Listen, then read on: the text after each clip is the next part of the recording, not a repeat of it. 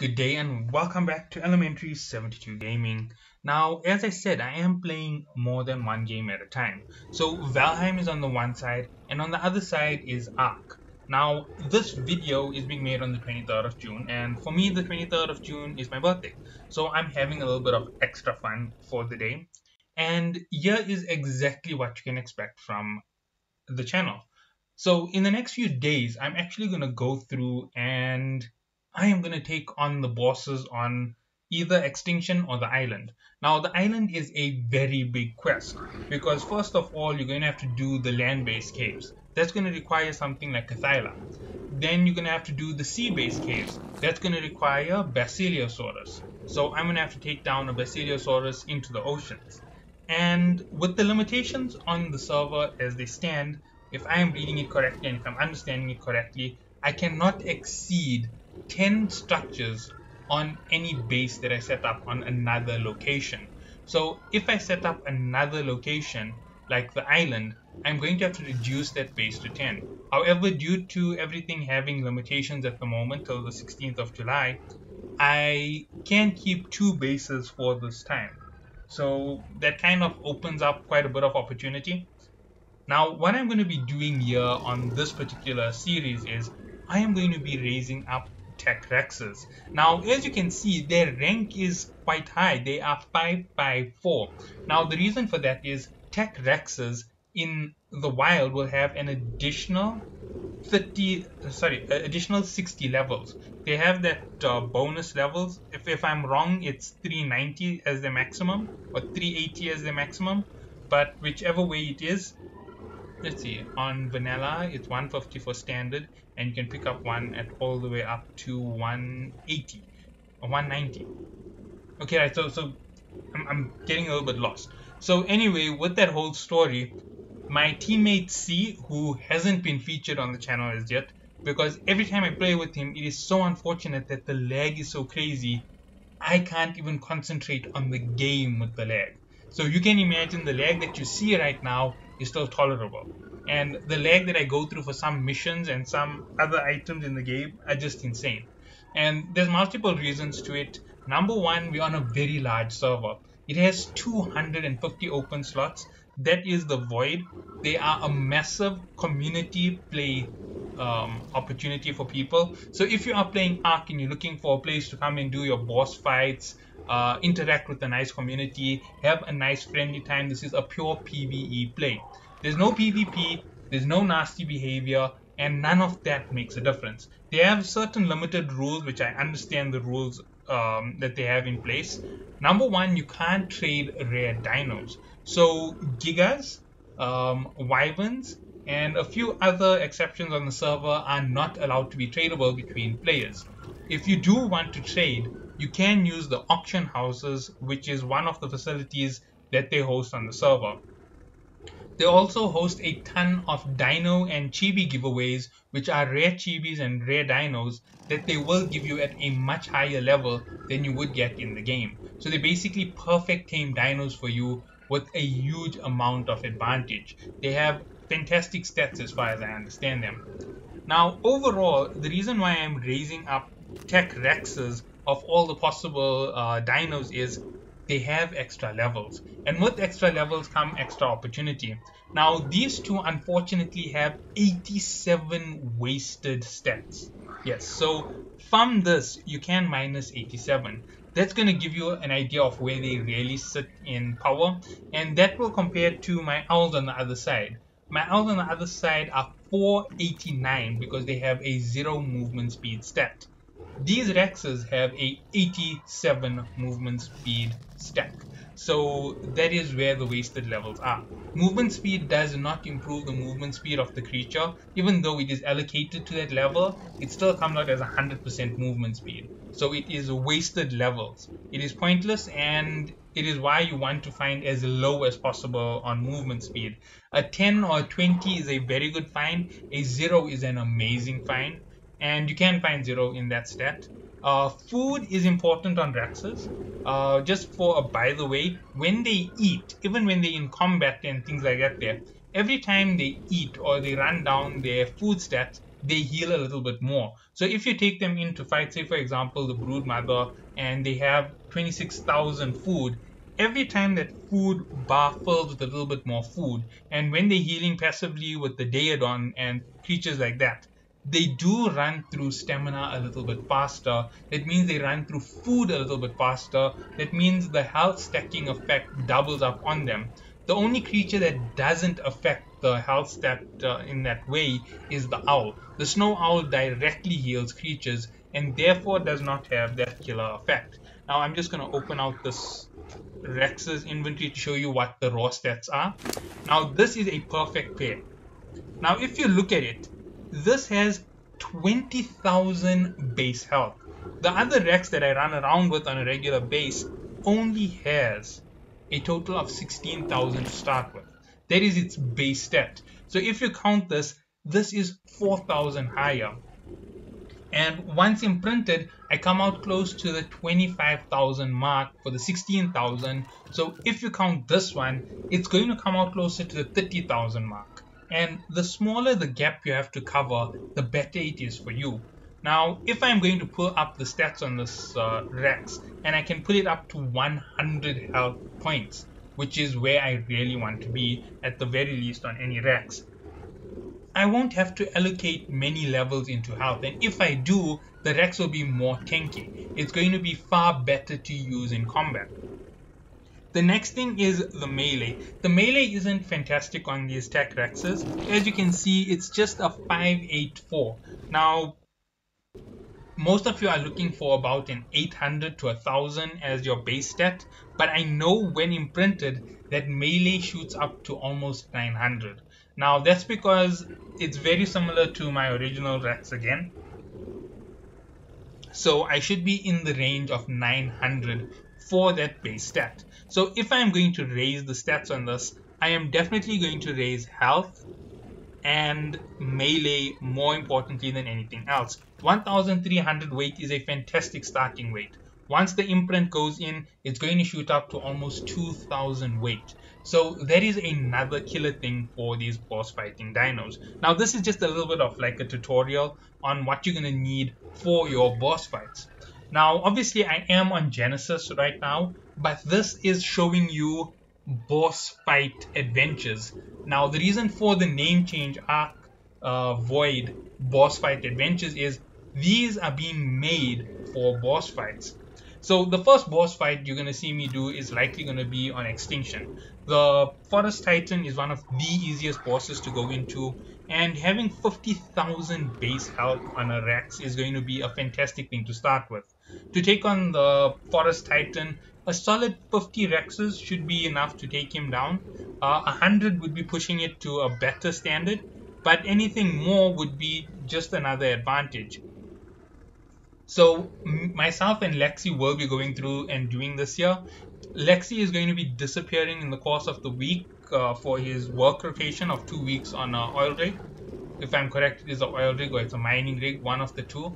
And once he comes back from his rotation, we will be doing the boss fights together.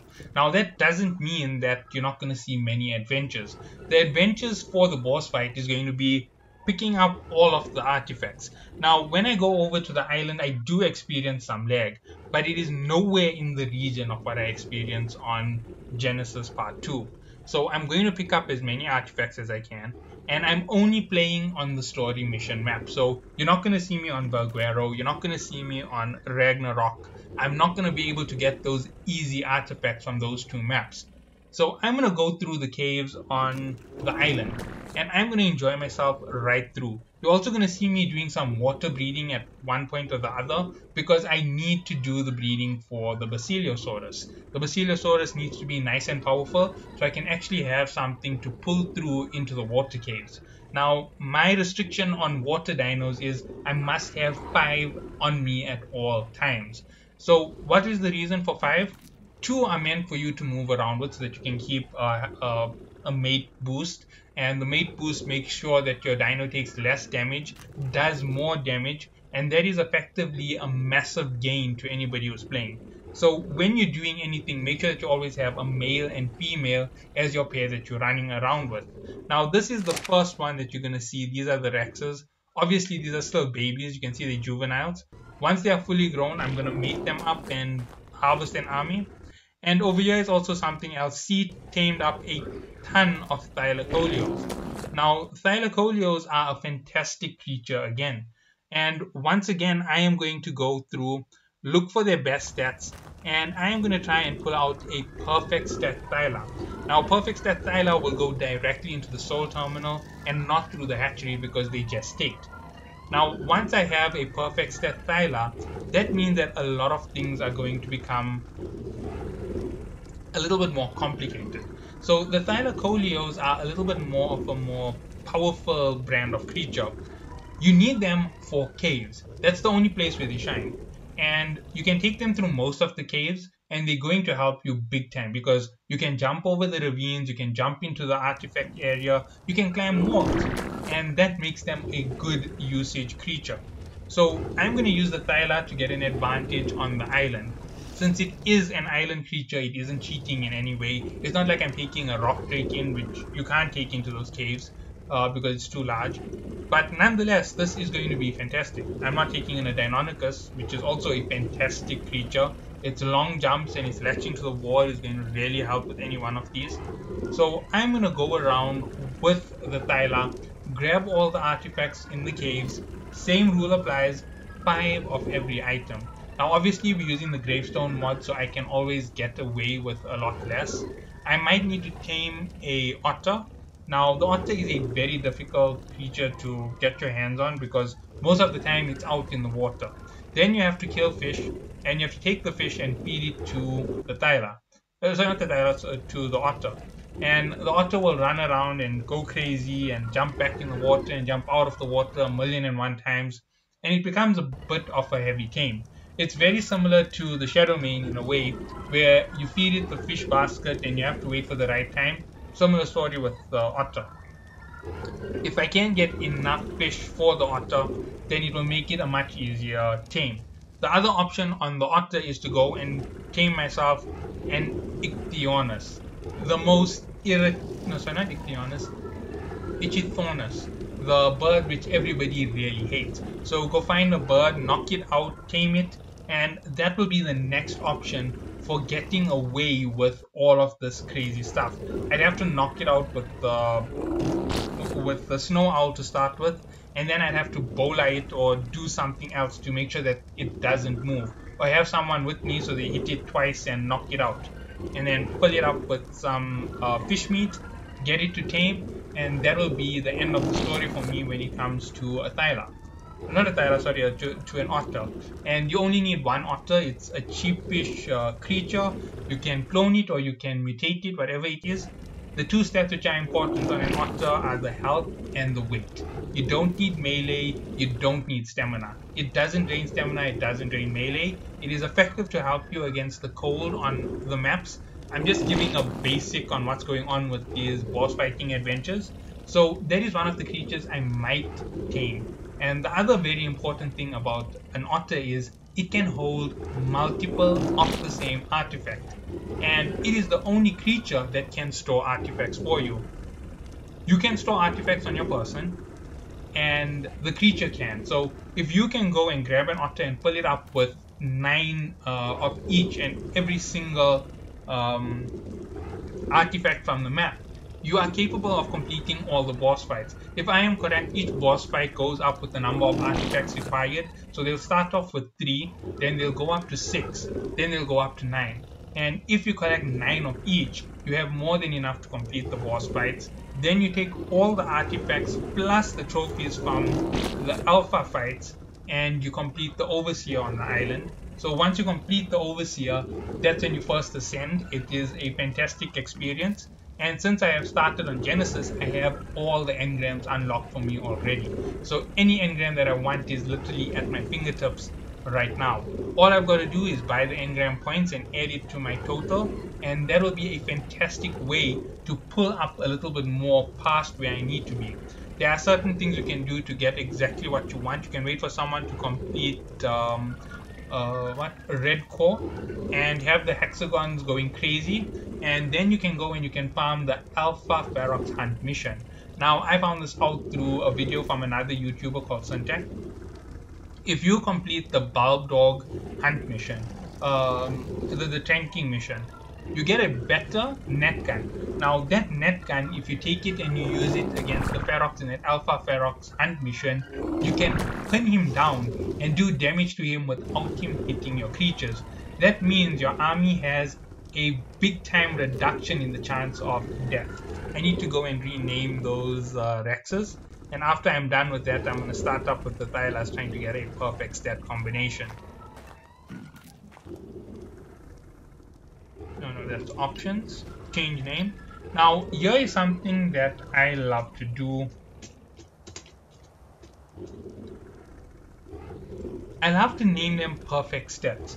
That says they are a mating combo for attack Rex. Now, I will combine my attack Rexes and regular Rexes into the same terminals.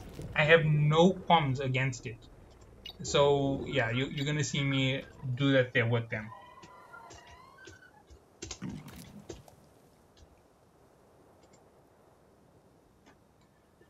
So these two will be my Tech Rex original pair. I am going to make sure that I have 4 females and 1 male for mutation stacks, which is going to be something which will come down later. I might have a mutation stack when I go over to the island, but the thing is that I need the saddles more than anything else. Let me just show you the saddles that I currently have. Sorry about the lag.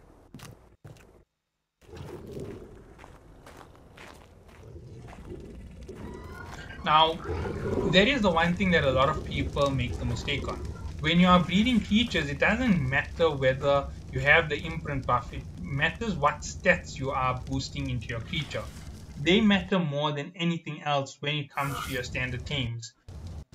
Let's go Rex.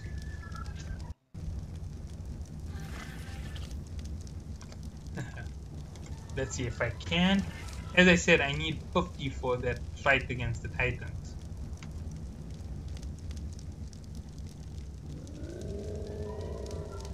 I can only make 6. And what is it that I am short on? I'm not short on metal. I think I might be short on hide and fiber. Not bad. I can actually get that hide and fiber quite quickly with my Rex. And you'll see exactly how I'm using my Rex if you see me going out on a hunt mission to complete that. Now, as you can see, that is a very expensive hobby to have in terms of getting things ready. The next thing that you're going to need for your boss fights is a Yutyrannus. Now, the Yutyrannus is a very versatile creature.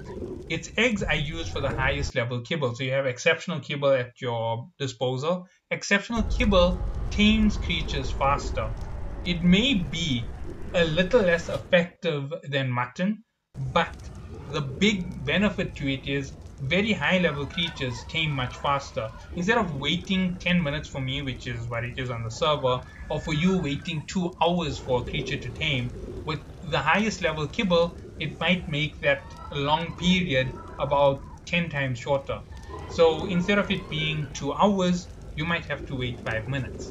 And that is on a regular server. Instead of me waiting 5 minutes, in a matter of seconds, like 30 or 40 seconds, it will be tamed up. I will have a fully tamed and happy creature with maximum taming effectiveness. So that 0.1 or 0.2% that you would lose in taming effectiveness is gained through this method. The other thing that a lot of people will tell you to do is drain the food stat before you place food in the creature's inventory. The reason for that is when the creature eats very quickly, it doesn't have a chance to drop effectiveness. Effectiveness drops over time. So if you want to have the best taming effectiveness, use the Dodo Dex app. It gives you the perfect timing. Okay, so after I have all of the utility creatures, the creatures are going to be Yutyrannus and a Daeodon. Now when you go into boss fights with the Yutyrannus and a Daeodon, you don't ride any of your Rexes. You literally stand on those 2 utilities if you do have a team of 2. If you have a team of 5, then some of you will be on the Rexes and you will go on a mate boosted Rex. Now the reason for that is quite simple. If your Rex is mate boosted to you, that means it does excess damage and takes less damage. You lead the charge to the front of the line so that you take the first line of assault, and once the Yutyrannus Roar is put in, you have excess damage to your ability, you have mate boost from your army, and the thing which follows that is the heal from the Daeodon. So all the damage that's coming in with every creature mate boosted and having higher efficiency on everything that it's doing is helping you complete the boss battle a little faster. So that is the trick to completing a boss battle really easily.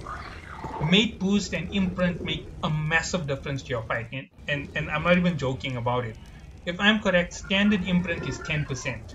So if you had to look at it, if you had a Rex with 12,000 health, 12,000 is what you can get on vanilla, by the way. I know that you can because I had one. If you add 10% to that 12,000, that is a 13,000 base health, and you just need to raise it up to 25,000. If you grow a mutation stack on that there, your Rex will come out with 19 to 20,000, because a lot of people go that heavy into breeding, and right now I do know there's some people boasting about a Rex with almost 35,000 base health in the game. So if you get it at that base health for the start, that's the maximum health requirement, and all your other levels go into melee. So those are boss fighters. You don't really have to worry about the weight stat on them. You take them into the boss fight, they're gonna rip right through the boss. But that imprint bonus is so big for each level that you have. It's a 10% growth. So the bigger your stat, the bigger it is. If I am correct on the server, we have a, let's see, from 16 to get to 24 is an 8,000. 50%, so we have a 5 times buff to the standard, so we gain 50%. So I should be at 30,000 when this Rex is imprinted. If I do stack up enough mutations and pull it past the 30,000 mark, I'll be at 45,000. If I should pull it past about 33 or 30, no, not 33, about 35%, it will have a greater health than 50k for its birth stat. And if I can pull up its melee by about 600 points, which is a massive call for any mutation stack, it's going to have a base bite of around 1,300 for me, which is very correlated to your base stats on vanilla. If you have something that powerful, it means that you can get through the boss fights a lot easier. Gamma boss fights are 100 to 150,000 health, and if you count it at 1,000, that's 150 bites to kill the boss, and there's 20 Rexes, so if 20 Rexes can all give one bite at a time at 1,000, that's 1,000 times 20, 20,000 a bite. It will take you exactly, what is it, 8 bites to kill the boss. So it's a very fast fight if you have the right stats. So that's if you had full 20 Rexes with that. If you include the Yutyrannus Roar into it, and the Daeodon healing, and the damage reduction from a high level saddle, things just become easier. On beta and then alpha, the health increases. On alpha, if I am correct, the Brood Mother has a total of 500,000. The Dragon has a total of 500,000. That's 500,000 health.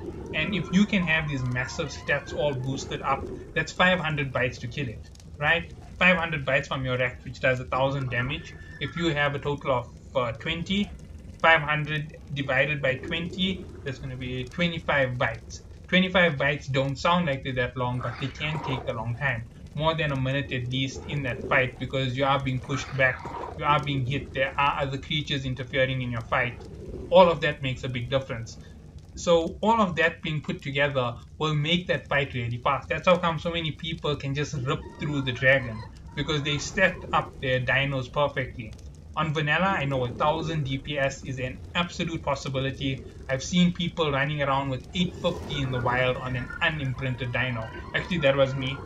And I know when that dino is imprinted, it does over 1/1 base damage. Once fully leveled, which I've never been able to do to any Rex that I've ever owned ever in the game, because they always end up dying before I get them to that max level. you could be looking at a base melee of 1500 or all the way up to 2000. With my current server settings, I'm thinking I'm going to head up toward the 3k mark. I've already beat 2.5, which is the highest I've ever been. So 3 to 4k mark for damage, and with the damage being doubled, there isn't that much of an increase. It's like taking on 2000 damage onto the boss instead of 25 hits per dino. It all comes, no wait, it is exactly 25 hits for the alpha creature, and that is how you get through all the faster. So those are all the tips that I have for you if you are going to take on a boss fight. The next thing which is important to remember is having everything ready for the fight. Now, these are a few things that a lot of people forget to carry with them. Your health boost, your heat resistance, your stamina resistance, your cold resistance are all very important for the 3 boss fights. The Brood Mother is in a very humid area, so Kalian soup is one of the best soups to take before you go in. Having at least 3 health brews on you is a fantastic idea. Enduro soup is always fantastic. Battle Tartar is always a good idea for you. It only increases your health, not health, your reload speed, but it does have other slight effects when paired up with the others to give you that slight boost in everything, because it causes you to run through stamina a little faster, causes you to eat a little faster, and that pushes up your entire healing process in that moment. So when you take a medical brew, instead of recovering 100 health, you will recover 110 or 120. And with our health only being 300, 120 is a big thing. 20 of that 300 is divided by 3, 6% of your health. It's enough to save you from a death in case you end up poisoned, or in case you end up dismounted for a second by accident and get hit by one of the spiders. So that's all the things that I can advise you on when it comes to this fight. And make sure, if you do not use the utilities, that you use the saddles to your advantage. High level saddles, I guess, they can reduce damage from, let's say for example, an Alpha Rex does 250 damage. With an Ascendant saddle, you go from 250 damage at your 20 armor all the way down to the 150 or 200 that it shows on its armor to something like 40. That's because the reduction goes down by so much. And when you're taking that 40 damage, remember, you're reducing 250 to 40. It's a massive decrease in damage. Same thing with the bosses. The bosses can do upwards of 2000 DPS per hit, and they can hit really fast. So if you take it and you cut down the 2000 to 200, it's a massive increase to you. Actually, it's not going to be 200. It'll be likely double that, so 400. If you can cut it down to 400 or 800 DPS that they're doing to you, 800 into your 50,000 makes a big difference. Or your 25,000, it makes a massive difference. It means it's going to take that dino 25 hits to kill one of yours, and there's an entire army of yours attacking it at once. So that 25 hits becomes reduced quickly. As I said, that is the way that you play the game. You play the game to minimize your reduction of damage. And with that entire synopsis given on all of this, it's exactly what you want for your fight. No, wait, did I make a mistake? 500,000 divided by 2000 will be 250. Then divided by 20, 12,5, so 13 bytes. Yeah, divided by 20. So yeah, 13 bytes from all your X's put together. That's how it goes. I did make a mistake. Sorry about that. Yeah, that's how it would go on regular Ark. And obviously, if you can push your stats further, some people do go all the way with the mutations. They'll take years to do it on vanilla. If you have a slightly modded server like this, you can also push to crazy limits. Let me just show you something that I did. Over there are my breeding owls, and on this side are my owls from my original breeding stack that have a single special a single special stat of each of them. The one has 4 health mutations, and the other has weight mutations. Now, the weight and health help you with what you can raw harvest. Now, raw harvest means you can fill up, I think, 20% of your weight with items through harvesting. So, if you have a large weight stat, they're good for farming around the ark. If you don't have the high weight stat, you can always keep a zeroed weight stat just for you to use it for a boss fight. It means that you can stack higher stacks of health or higher stacks of melee, and that makes a big difference to the boss fight because weight isn't so important in the boss fight, while the actual melee and combat ability is a big thing. Always leave victim harvesting enabled on your dinos because a lot of times when you complete a boss fight, it tends to get a little bit laggy and glitchy near the boss because all your dinos are stuck on them. And even if you try to move your army, it ends up becoming a big running stampede that you have to try and get through. So leave the enable harvesting on. It will make sure that nothing gets in the way at the end. All you've got to do is go around and look at your X's and find your element, your trophies, and you will get your unlock for your replicator on your first completion. You will get other items unlocked. They all depend on each level of the boss. Example, if you complete the Brood Mother, if I am correct, you unlock your gauntlets and your leggings or boots. I'm not sure, but that's one of the items that I know you get from the Brood Mother fight. Then when you complete the Megapithecus, you get the helmet. No, you get the helmet from the dragon. You get the chest piece from the Megapithecus, and you might get the pants. I'm not sure if it's 100%, but that is from the alpha level. And from the last level of that boss, you unlock everything. So once you complete all the alpha fights, all your tech is generally opened. You have a full access to all the tech structures. You have full access to all the tech gear. You even have the tech pistol. And if you go through with your standard tech pistol into the boss fight for the Overseer, you do stand a chance of beating it quite easily. But if you do have access to Extinction or Genesis, go through, look for some OSD drops, pull out some good gear when it comes to those items, and use it for your boss fight because having an additional having an additional 4 to 500 armor means that your tech gear protects you from a lot. And in a fight like the Overseer, where it does massive damage, just like the saddle reduces, that reduces your risk of dying. Now, I just showed you this for a quick and simple show of stat power. I don't remember how many weight stats this owl has, but let me just show you. I will be able to tell once I put them both in balls and keep them that way. But yeah. So when it comes to these stats, as I said, everything has its purpose. If you make these good creatures like snow owls or argies, they do have their purpose. Let's see, is it 1000 base?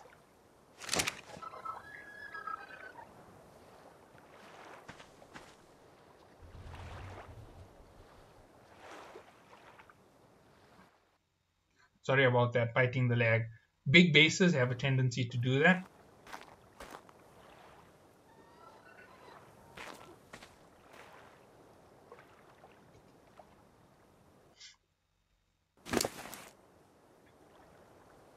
And there's the base, 967. Now it might not seem that big, but once imprint is added, a 20 or 30 or 40 becomes a lot bigger. That 20 adds an additional 2 weight to it. That means you can pick up one more Ascendant pick, one more Ascendant hatchet, one more Ascendant crossbow. And that makes a big difference to what you're going to do in the end with whatever it is you pick up. Most of my gear here is picked up from alpha drops. These two were actually picked up through the missions. I completed the Survive the Ark mission with just playing through and fighting it with a nice team. We did a rerun to get higher rewards, and when we completed it, I pulled out of it with Ascendant shotgun, some really good saddles, some really good items besides that there, and I went and I put the best sniper rifle in my bar, and I put the shotgun in my bar as well. just to say that I have something which is that good. I haven't even completed a lot of its durability. Let's see. It's at 1000 out of 1300 durability. Its damage is 234. The max damage you can have on any weapon or the max armor is 750. So that says that it is quite short of a very, very strong gun. Obviously, it's not Ascendant, but that shows you how powerful this gun is. I've fired about 300 shots out of it, and it looks like it does take just less than one durability per shot. So I think I have about another 1081 shots at the minimum out of this. That's going to be fantastic for a fight.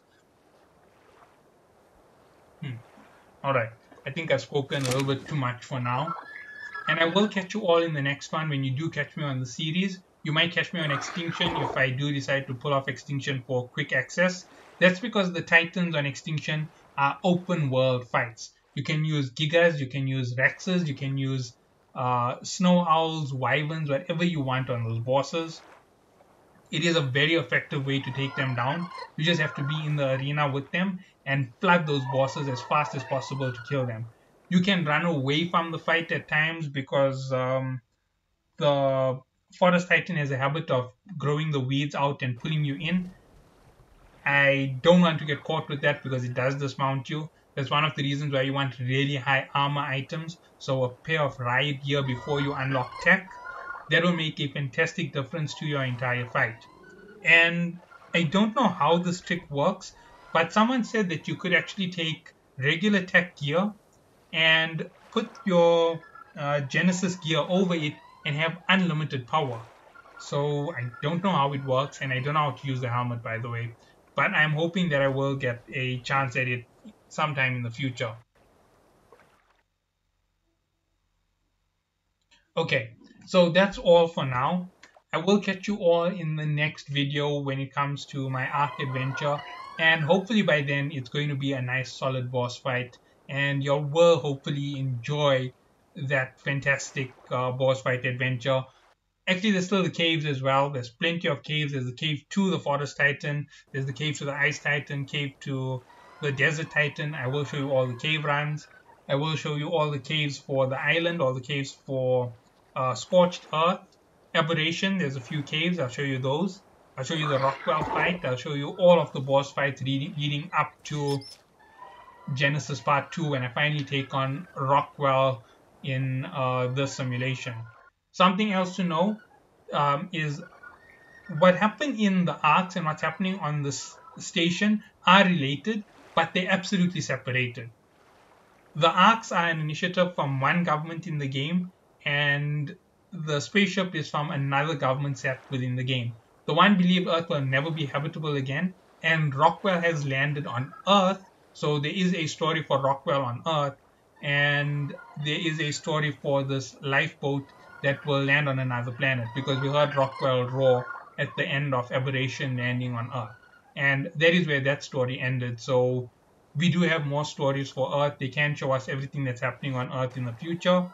It might be part of another storyline in Arc 2. That's just a quick heads up for those who haven't yet thought of it. And the survivors from the Arc program are uploaded to their personalities on the Genesis program. So the Genesis program holds every human from society in an engrammatic matrix. Engrammatic matrix means they take all the information and store it together so that it can be recreated over and over again. Everybody will be recreated in Genesis, but not everybody will be recreated in Ark. Ark, some people die and always die forever. That's the way that program worked. So catch you all in the next one. Have a good day.